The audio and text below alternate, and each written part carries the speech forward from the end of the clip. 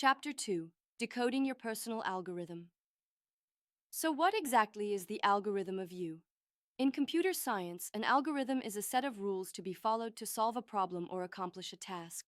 Your personal algorithm is the unique combination of factors that determine what works for you and what doesn't. These factors include your biology, circadian rhythms, brain chemistry, hormonal fluctuations, genetic predispositions, physical abilities and limitations. Your psychology, personality traits, cognitive patterns, emotional responses, core values, motivational drivers, trauma responses. Your context, financial situation, geographical location, relationship status, professional demands, caregiving responsibilities, available resources. Your history, past experiences, ingrained habits, cultural background, education, childhood conditioning. Your goals, short and long-term aims, conscious and unconscious desires, your definition of success and fulfillment. Each of these factors interacts with the others to create the complex system that is you. And this system is dynamic. It changes over time, sometimes gradually, sometimes abruptly. No wonder that foolproof morning routine failed you. It wasn't designed for your algorithm. It was designed for the algorithm of the person who created it, or worse, for a hypothetical average person who doesn't actually exist. So how do we begin to understand your unique algorithm? The first step is observation without judgment.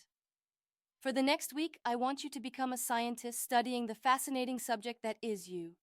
Notice your energy patterns throughout the day. When are you most alert? When do you feel creative? When do you crash? Track your emotional responses to different situations. What consistently brings you joy? What drains you? What triggers stress or anxiety? Don't try to change anything yet. Just observe. Take notes. Look for patterns. This data collection might seem tedious, but it's essential groundwork. You can't hack a system you don't understand, and right now, despite living with yourself your entire life, there's a good chance you don't fully understand your system. Why? Because we're taught to override our internal signals rather than listen to them.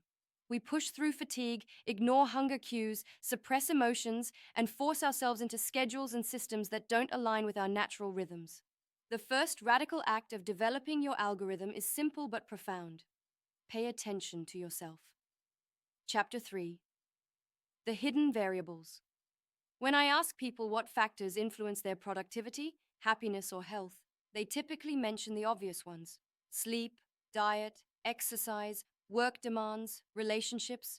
But your algorithm contains countless hidden variables that you might never have considered. These subtle factors can dramatically impact your results, and they're often the missing pieces that explain why a solution works for someone else, but not for you. Let me share some examples of hidden variables that might be affecting your algorithm. Environmental factors, light exposure, ambient temperature, air quality, noise levels, ceiling height, presence of plants or natural elements. I once worked with a client who couldn't understand why she was productive at coffee shops but not at her beautiful home office. After careful observation, we discovered that the ceiling in her home office was low, creating a subtle feeling of compression that triggered her claustrophobia and anxiety. Temporal patterns, seasonal changes, monthly hormonal cycles, anniversary reactions to past events. Another client realized that his productivity crashed every October, not because of seasonal affective disorder as he'd assumed, but because it was the month his father had died years earlier. His body remembered, even when his conscious mind had moved on. Social dynamics, the energetic impact of specific people, group sizes, communication styles, power dynamics. Many introverts believe they're bad at networking when they actually thrive in small, intimate conversations, but become cognitively overwhelmed in large groups with multiple conversations happening simultaneously. Cognitive variations, processing styles, attention patterns, sensory sensitivities, learning preferences. I've seen countless people struggle with traditional meditation practices, blaming themselves for being too restless or unable to quiet their mind. But many find that movement meditation, or focused creative activities provide the same benefits without fighting against their cognitive wiring. Psychological triggers, subtle reminders of past experiences, unconscious associations, implicit beliefs, invisible scripts. A surprising number of procrastination issues stem not from laziness, but from unseen psychological triggers. The project that reminds you of a past failure.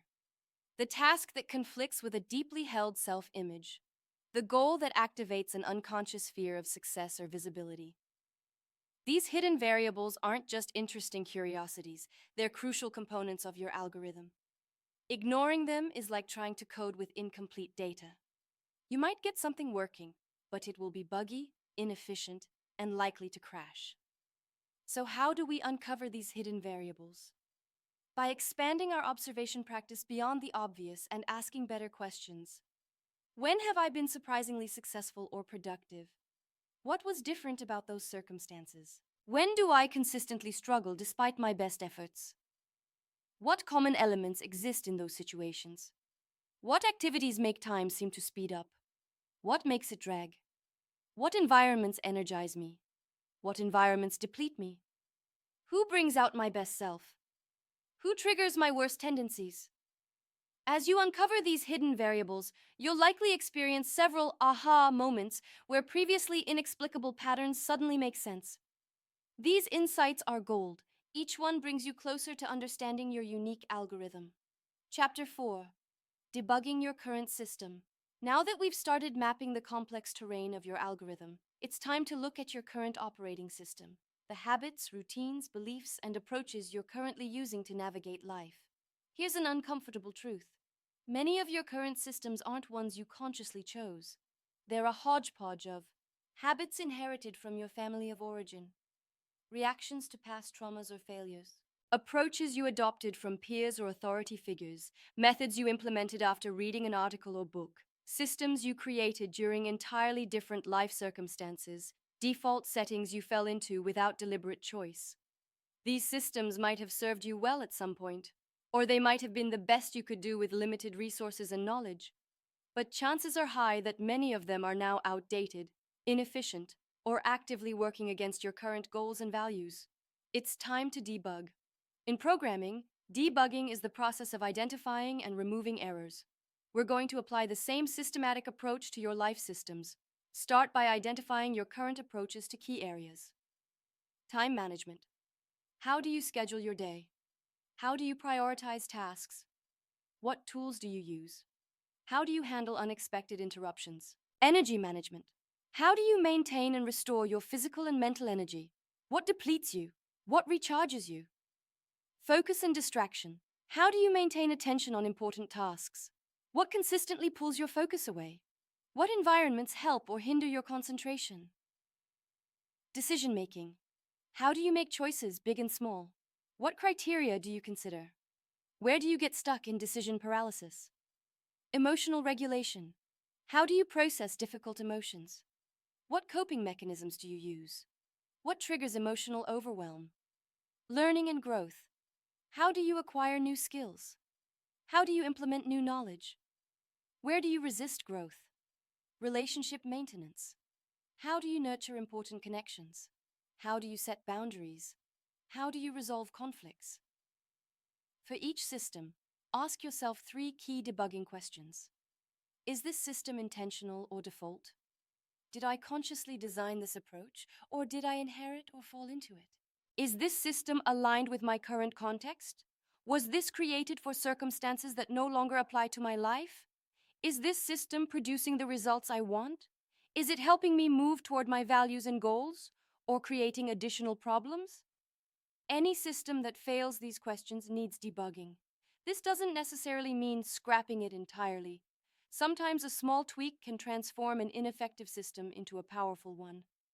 For example, one of my clients had a morning journaling practice that consistently fell apart. Through debugging, we discovered that writing by hand, which he thought was proper journaling, triggered his perfectionistic tendencies and anxiety about his messy handwriting.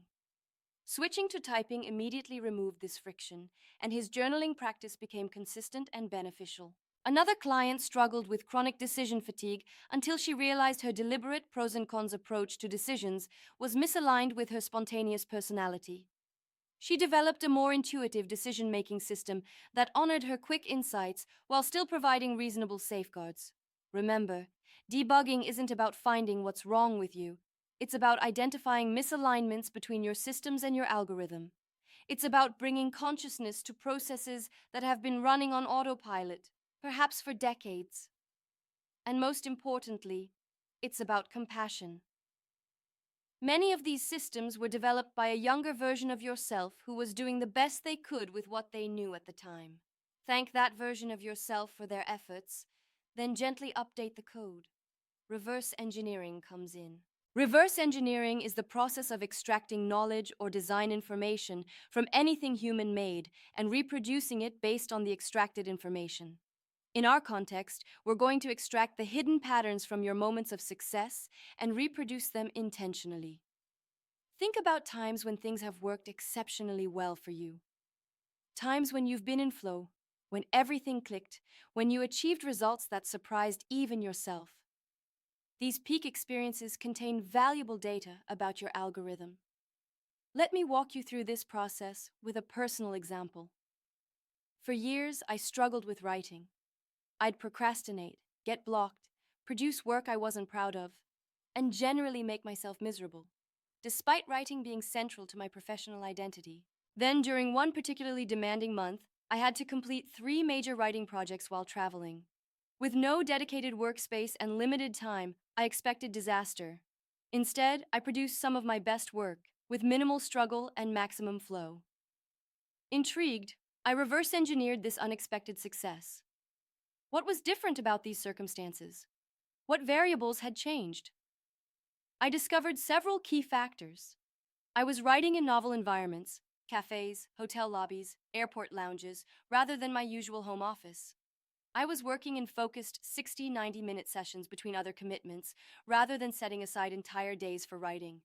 I'd left my reference materials at home, forcing me to write from my core knowledge rather than constantly checking sources. The pressure of deadlines combined with travel left no room for perfectionism. I had to trust my voice and move forward. The ambient noise of public spaces provided just enough background stimulation to keep my easily bored brain engaged. This reverse engineering revealed critical aspects of my algorithm that I'd never consciously identified. I need novelty, clear time boundaries, strategic constraints, and ambient noise to access my best creative work. I've since designed a writing system that incorporates these elements, transforming writing from a struggle to a consistent strength. I rotate between different locations, use timed sessions, intentionally limit my research phase, and maintain ambient noise, even when at home. Now it's your turn. Identify 3 to 5 peak experiences, times when you've performed exceptionally well, felt fully engaged, or achieved surprising results with relative ease. For each experience, investigate thoroughly. Where were you? Describe the physical environment in detail. When was it? Time of day, time of year? Where you were in your life? Who was involved? Were you alone or with others? What was the social dynamic? What was your physical state? Well rested or tired? Hungry or satiated? Relaxed or stressed? What was your emotional state? Excited? Calm? Under pressure? Confident? What structures or constraints were present? Deadlines? Clear guidelines? Limited resources? What was absent that is usually present in your life? This negative space often reveals distractions or energy drains you don't normally notice. Look for patterns across these peak experiences. The common elements are gold. They reveal the conditions that allow your unique algorithm to function optimally. Don't be surprised if some patterns contradict conventional wisdom. Perhaps you do your best cognitive work when slightly sleep-deprived. Maybe you're more creative with some background stress. You might focus better with music that would distract others. These idiosyncrasies aren't flaws. They're features of your algorithm. Embracing them is the fastest path to exceptional performance and fulfillment.